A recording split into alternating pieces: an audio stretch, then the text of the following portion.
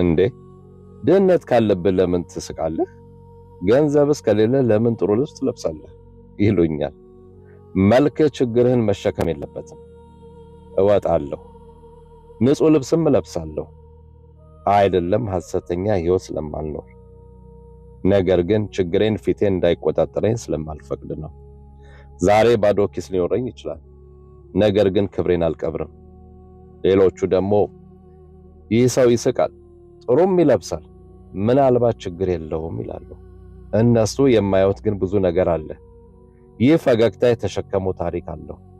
ይህ ልብስ የሸፈነው ጭንቀት አለው። አዎን፣ አንዳንድ ጊዜ ኪሴ ባዶ ነው፣ ነገር ግን ክብሬ ባዶ አይደለም። ሰው ድሃ መሆን ይችላል፣ ግን ተስፋ የሌለው መሆን የለበትም። እኔ ንጹህ ለብሳለሁ፣ ስለማሳየው አይደለም፣ ራሴን ስለማከብር ነው። እስቃለሁ፣ ሕይወት ቀላል ስለሆነ አይደለም፣ ሕይወት ቢከብድም እኔ እንዳልሰበር ነው። ችግሬን ፊቴ ላይ አልጽፍም፣ ሰው ሁሉ የሚያነበው መጽሐፍ አይደለሁምና። አንዳንድ ጦርነቶች በዝምታ ይሸነፋሉ። ሰው እንደ ችግሩ አይመዘንም። ሰው ከችግሩ በላይ ነው። ዛሬ ካልደረስኩበት ቦታ ነገ ደርስበታለሁ።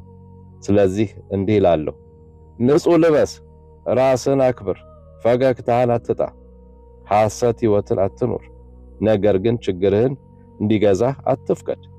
ይህ ፈገግታ መድረሻህ ነው። ይህ ቅንነት ደግሞ ጥንካሬህ ነው። ስላደመጣችሁኝ አመሰግናለሁ። ሼህ ነው። ሰላማችሁ ብዙ